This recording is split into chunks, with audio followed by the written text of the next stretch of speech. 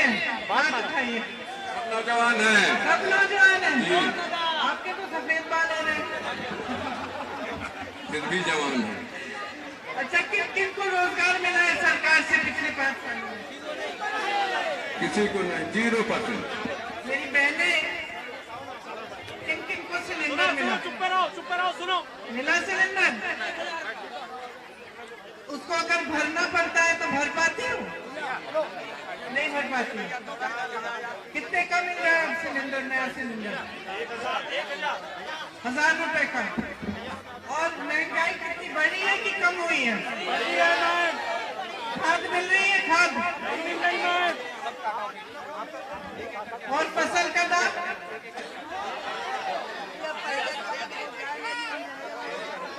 खेत पे हमारा पशु की बहुत समस्या है ना, छोटा जानवर की। मैं पिछली बार आई थी तब भी बहुत बड़ी समस्या थी। उस समय हमने पिछले 2019 के चुनाव में हमने बहुत बात की थी कि छोटा जानवर की जो समस्या है उसको दूर करने के लिए काम करना है। आपको मालूम है कि छत्तीसगढ़ में कांग्रेस की सरकार है, हमारी सरकार है। वहाँ पे उन्होंने एक पूरी योजना बनाई है कि किस तरह से छोटे जानवर से छुटकारा पड़ सकता है, मतलब ये समस्या हल कैसे हो सकती है। उसमें उन्होंने क्या किया है, सुन लीजिए ध्यान से।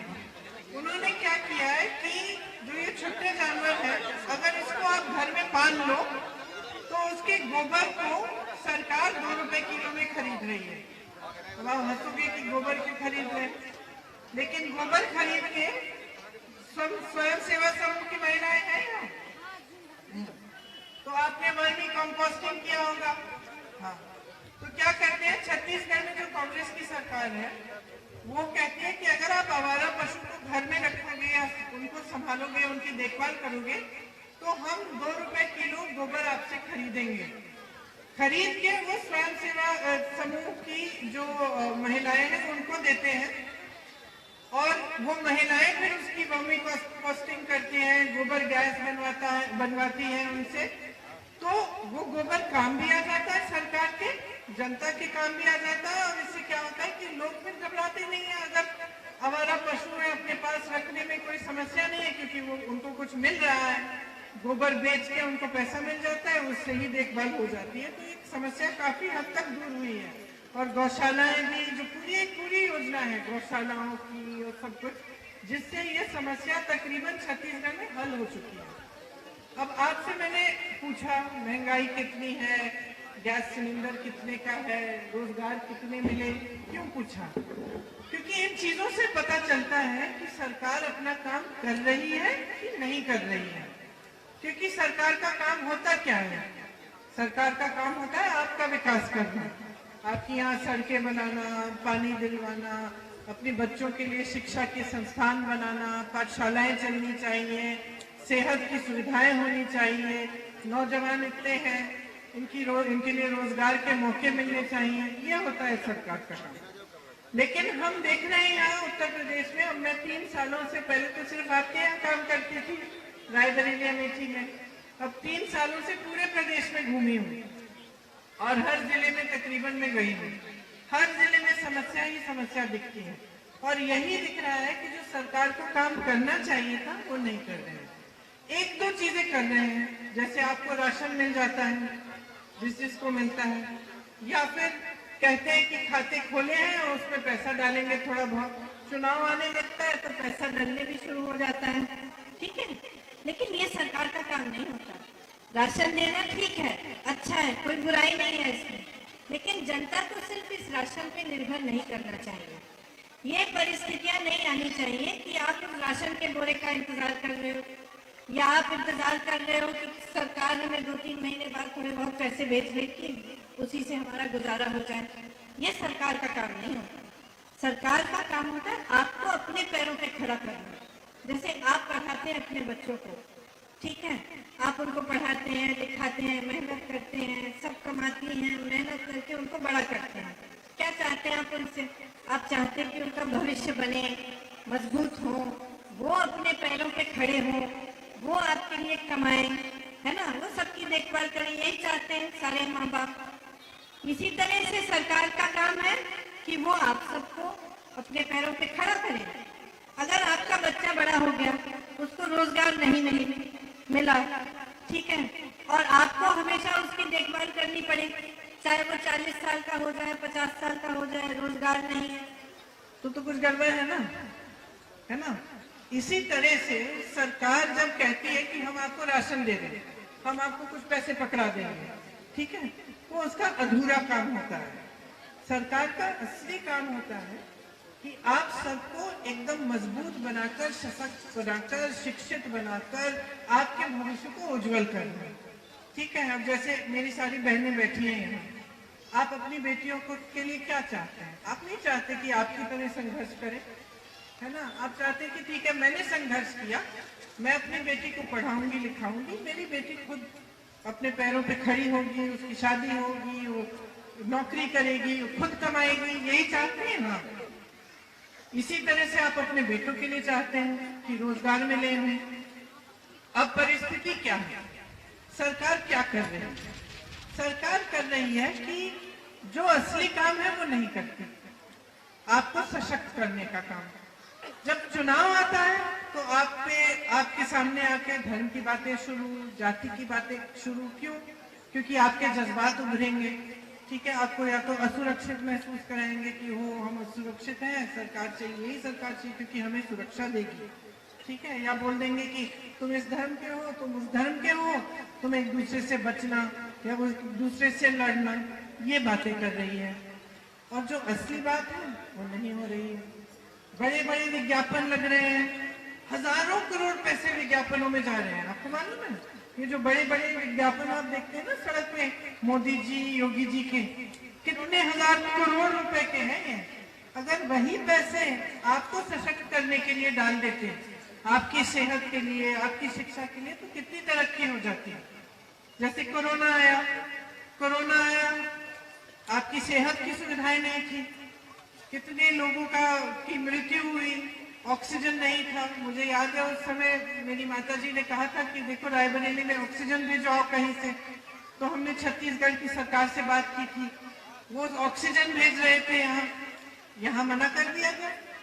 यहाँ की सरकार ने कहा नहीं, हमें मालूम था कि आप संकट में हो, हम ऑक्सीजन भेज रहे हैं, ये लोग मना कर रहे हैं क्योंकि ये नहीं चाहते थे कि ऑक्सीजन आपके पास कांग्रेस पार्टी से आए। ये सरकार का काम नहीं है, ये राजनीति है, ये आपके जज्बातों पे राजनीति है। आप बीमार हो, आपकी सेहत के लिए कोई कुछ करना चाह रहा है, उसको रोका जा रहा है।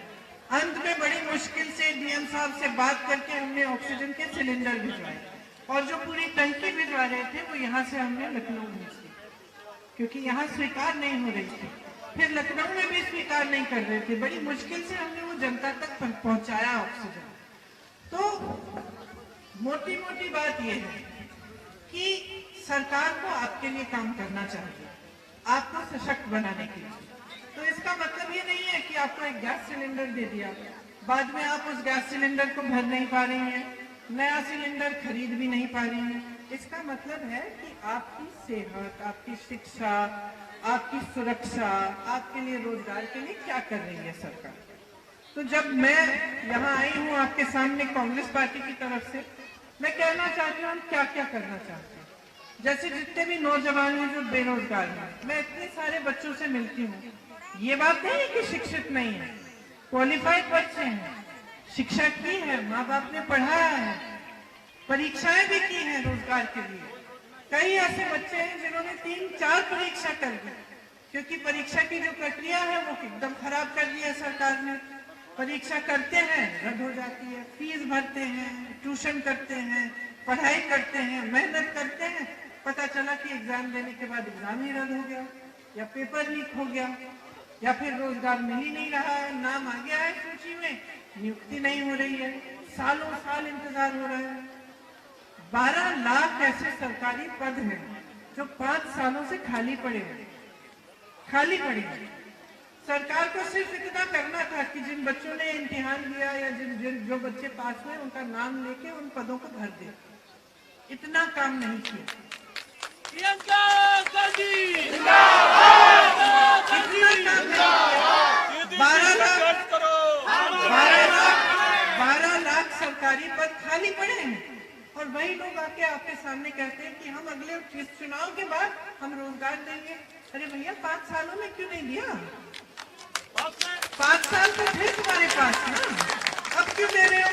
अब उद्घाटन कर रहे हो हवाई अड्डे का, कहीं जेवर में हवाई अड्डा, कहीं और हवाई अड्डा, कुशीनगर में, अब उद्घाटन क्यों हो रहा है? 5 साल तो आपके बीत गए, चुनाव आ रहा है, आप उद्घाटन कर रहे हो, आप विकास की बात नहीं कर रहे हो, आप ये नहीं बता रहे हो महिलाओं के लिए क्या करना है। हमने महिलाओं को खूब आगे बढ़ाया है, 40% जितने भी हमारे प्रत्याशी हैं महिला है। क्यों? आप आधी आबादी हो, हर घर में आधे सदस्य तो महिला होती है ना? लेकिन आपको अपने पैरों पे खड़े होने की बात कौन कर रहा है? आप खेती में जब काम करते हो तो शाम को आकर सारा घर संभालते हो। ये नहीं है कि आपने काम कर लिया, घर आके आप आराम करती हैं। आप बच्चों को भी देखती हैं, खाना भी पकाती हैं, घर में जानवर है तो उनकी भी देखभाल करती हैं, सफाई करती हैं, सब कुछ करती हैं। सबसे बड़ा बोझ किस पे आता है बताइए? महंगाई का बोझ, समाज का बोझ, कुछ भी परिवार में कोई भी समस्या हो उसका बोझ कौन उठाती है? आप ही तो उठाते हो ना।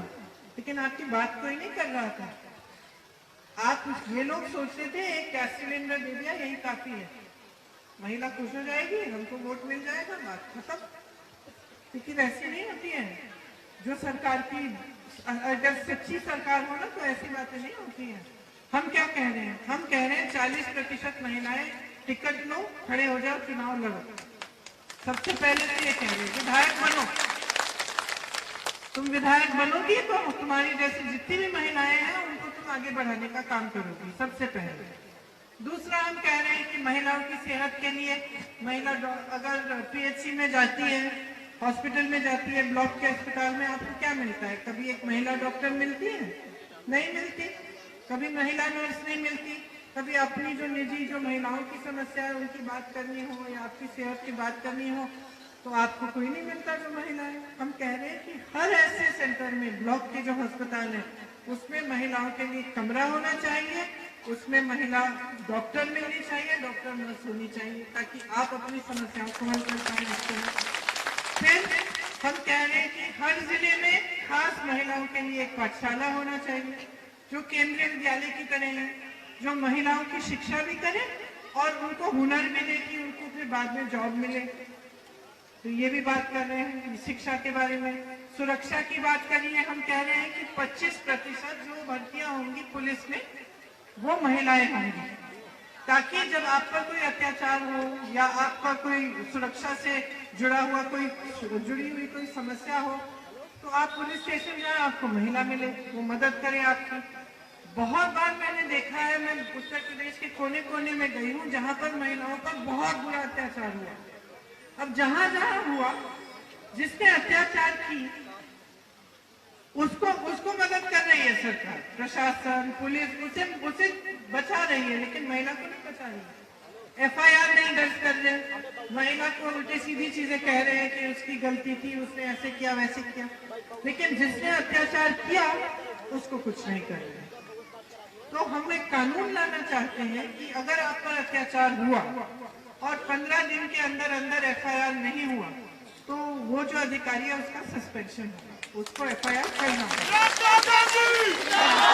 इसी तरह से नौजवानों के लिए भर्ती की जो प्रक्रिया है उसमें बहुत सारी समस्याएं हैं। 5 साल हो गई है सरकार की, 69,000 की भर्ती के बच्चे हैं जिनको नहीं मिला है, 22,000 वाले हैं, 21,000 वाले हैं, कहीं 6,000 वाले हैं। सबने इम्तिहान दिए, परीक्षा दी, सब इंतजार ही कर रहे हैं भर्ती के लिए। तो क्यों? क्योंकि इतनी सारी समस्याएं हैं, क्योंकि उनमें घोटाले करते हैं। तो हम कह रहे हैं कि ये जो भर्ती की प्रक्रिया है इसको हम पारदर्शी करना चाहते हैं। हम एक जॉब कैलेंडर बनाएंगे, इसमें जो भी भर्ती है उसमें हम पहले से तय करेंगे कि इम्तिहान इस दिन है, परीक्षा इस दिन को है, रिजल्ट कभी कभी 1.5 साल बाद आता है। हम कहेंगे नहीं, रिजल्ट 1-1.5 महीने में आना चाहिए, ये तारीख है रिजल्ट की, ये तारीख है नियुक्ति, 6 महीने के अंदर अंदर सारी नियुक्तियां होनी चाहिए। हम कह रहे हैं जो 12 लाख सरकारी पद खाली पड़े हैं सबसे पहले हम उनको भरेंगे।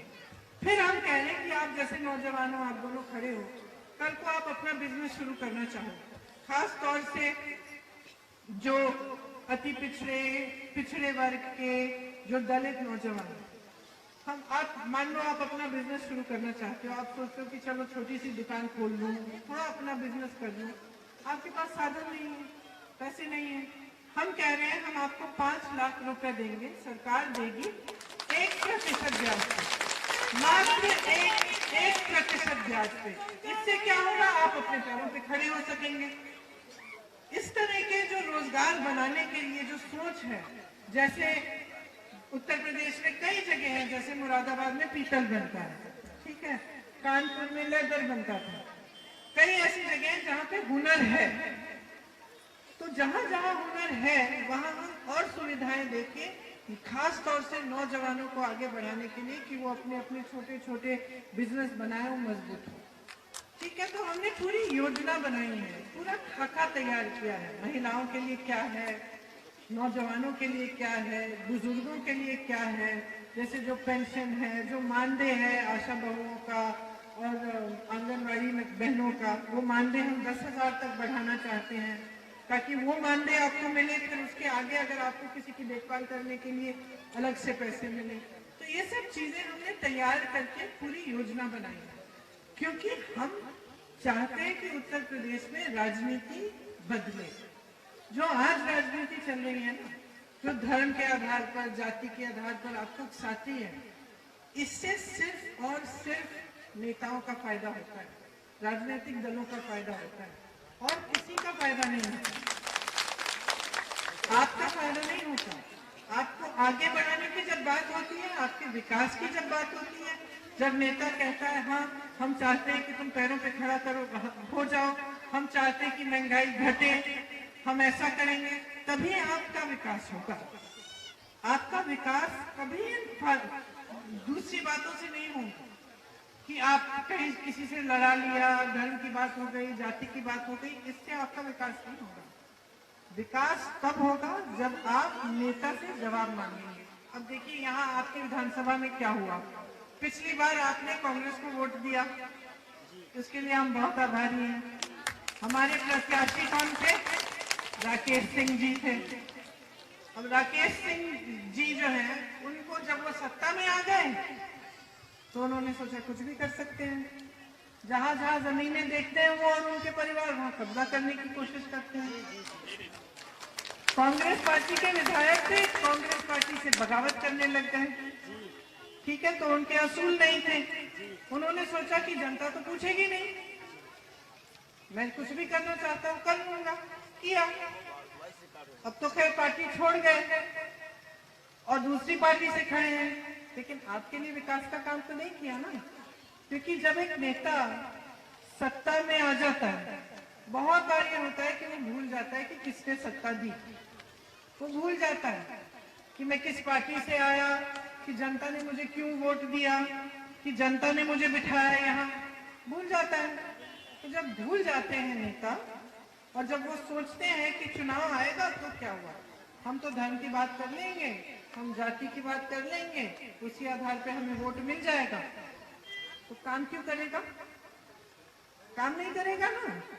वो तो सोचेगा चलो 5 साल बाद में आ जाऊंगा, हिंदू मुसलमान कह दूंगा, या इस जाति को उस जाति से लड़ा दूंगा, या कुछ कह दूंगा अपनी जाति के बारे में, अपने धर्म के बारे में, और मेरी तो नैया पार हो गई, है ना।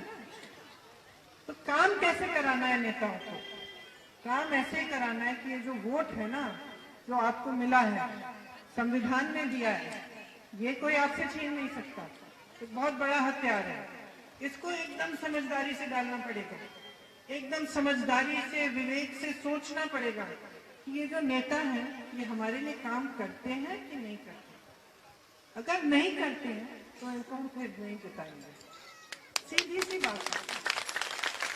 तो नेता आए, कुछ लाने की बात करें, बहकाने की बात करें, मत सुनिए, उससे सिर्फ ये सवाल करिए कि भैया आप हमारे लिए करने क्या जा रहे हैं और किया क्या। 5 साल आपकी सरकार थी, महंगाई इतनी बढ़ गई है कि कोई सामना नहीं कर पा रहा है, पेट्रोल डीजल के दाम बढ़ गए हैं, सरसों का तेल 200 रुपए का मिल रहा है, गैस का सिलेंडर 1000 रुपए का मिल रहा है, जो कोई सोच भी नहीं सकता था। सब्जी तो छोड़ ही दीजिए, रोजगार नहीं है, तमाम नौजवान शिक्षित होकर पढ़ा हुआ है, कोई रोजगार देने की बात नहीं कर रहा। रोजगार घटे हैं इस सरकार में। जो कांग्रेस की सरकारें थी केंद्र में, उनके राज में बहुत, मेरे ख्याल से 27 करोड़, तकरीबन 27 करोड़ लोग गरीबी रेखा से ऊपर उठे थे। इस सरकार में नीचे आ गए। लोगों के धंधे, बिजनेस, छोटे छोटे कारोबार बंद हो रहे हैं। दुकानदारों से बात करती हूँ मैं, छोटे छोटे जिनके कारोबार हैं, सब बोलते हैं कि कमाई नहीं हो रही। लॉकडाउन आया, कोरोना आया, जीएसटी लगा दी, नोटबंदी कर ली, हमारी तो कमाई नहीं हो रही दीदी। तो कमाई क्यों नहीं हो रही है? क्योंकि सरकार की नीतियां गलत थी। उन नीतियों से आपको मुश्किल हुई। आपकी आवारा पशु का इतना बड़ा समस्या, इतनी बड़ी समस्या है, किसी ने सुलझाने की कोशिश की? गौशालाएं देखिए, ना चारा डालते हैं, ना पानी है, छत भी नहीं है, जानवर मर रहे हैं ऐसे ही लेटे हुए धूप में। पिछले साल इतने सारे वीडियो निकले, उनको खाए जाए, कुत्ते खा रहे थे, उनको जीवित जानवरों के घाव नोच रहे थे। एक जगह देखा कि तमाम 100 के 100 गाय उठा के खड्डे में डाल रहे, उनको जिंदा दफना रहे हैं। ऐसे तो नहीं होता है ना। तो समस्या हल करने के लिए एक सोच चाहिए। सरकार को नियत ठीक होनी चाहिए, सरकार की नियत ठीक होनी चाहिए, सोच ठीक होनी चाहिए। जैसे मैंने कहा, बड़ी बड़ी समस्याओं को कांग्रेस की सरकारों ने सुलझाया है। यहाँ मनरेगा होगा, है कि नहीं? किसने शुरू किया? अगर लॉकडाउन होता, जिस तरह से सरकार ने एक दिन में लॉकडाउन कर दिया, जाओ घर सारे, न ट्रेन है, न बस है, कुछ नहीं है, चलो पैदल चले जाओ। और तमाम लोग जो अमेठी, रायबरेली, कानपुर, सब जगह से दिल्ली में काम कर रहे थे, मुझे मालूम है किस संघर्ष के साथ कैसे वो यहाँ वापस आने की उन्होंने कोशिश की। अगर मनरेगा नहीं होता और गांव में आकर उनको नौकरी या किसी तरह का रोजगार नहीं मिल सकता, तो क्या वो आगे बढ़ पाते? कम से कम जब गांव आए तो कुछ रोजगार था, मनरेगा था। मनरेगा जब हमने किया कांग्रेस की सरकार ने, तो कितनी आलोचना की इनके प्रधानमंत्री नरेंद्र मोदी जी से लेकर इनके सारी मंत्रियों ने कि पैसा जाया होता है इसमें, कि ये बेकार योजना है। लेकिन उसी योजना ने आपको बचाया है। इन्होंने लॉकडाउन किया, अभी संसद में प्रधानमंत्री जी ने एक बड़ा भाषण दिया कि ये कांग्रेस पार्टी के लोग जो हैं, इन्होंने इतने सारे लोगों को मार डाला, क्योंकि इन जो वापस जा रहे थे पैदल, उनकी इन्होंने मदद कर दी, उनको ट्रेनों में बिठा दिया, बसों में बिठा दिया घर जाने के लिए।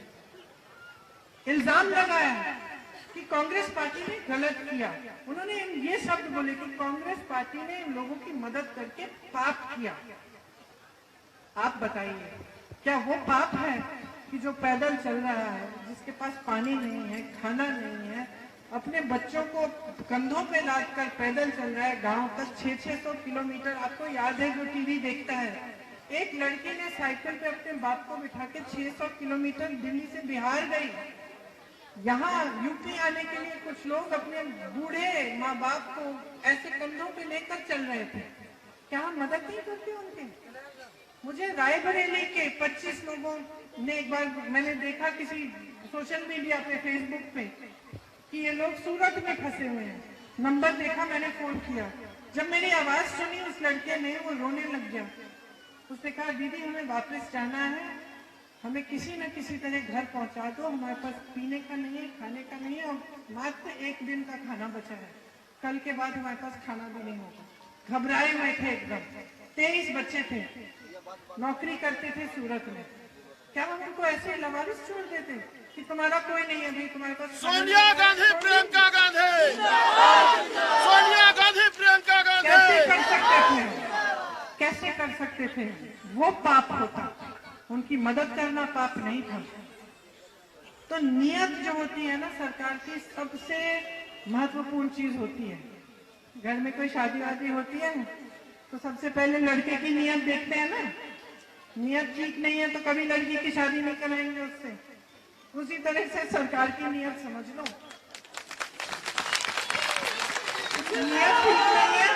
नियत ठीक नहीं है तो वोट मत देना। तो कांग्रेस पार्टी एक तरफ आपके विकास की बात कर रही है, कह रही है कि हम नकारात्मक बातें नहीं करेंगे, हम आपको लड़ाना नहीं चाहते एक दूसरे से, हम चाहते हैं कि आप सब इकट्ठे होके एकजुट होके जियो और एकजुट होके फूलो फलो आगे बढ़ो और आपका विकास हो। ये हम चाहते हैं।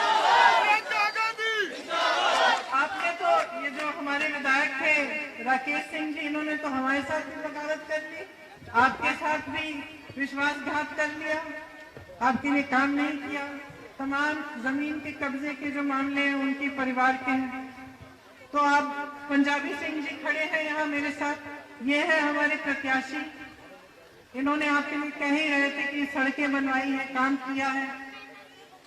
हम चाहते हैं कि इस बार इनको आप आगे बढ़ाएं ताकि जितने विधायक कांग्रेस के जीते तो सरकार बने हमारी प्रदेश में, तो ये सब ना हो आपके साथ। सरकार आपके ही पक्ष में काम करे, आपको आगे बढ़ाने का काम करे, यही सबसे जरूरी चीज है। देखिए मेरे परिवार को आप पुश्तों से जानते हैं और सालों से मैं यहाँ आती हूँ, आप लोगों से बातचीत करती हूँ, यहाँ हम काम करते हैं। आप इतने पुश्तों से आपने देखा है कि किसकी नियत क्या है। मेरी दादी जी इंदिरा जी यहाँ की सांसद रही, मेरी माता जी सांसद हैं। आपने बार बार इसीलिए जिताया क्योंकि उन्होंने काम किया। जब आप संकट में होते हैं तो आपकी सहायता होती है, आपकी सुनवाई होती है, पूरी कोशिश होती है कि जितनी भी समस्याएं वो हल हो।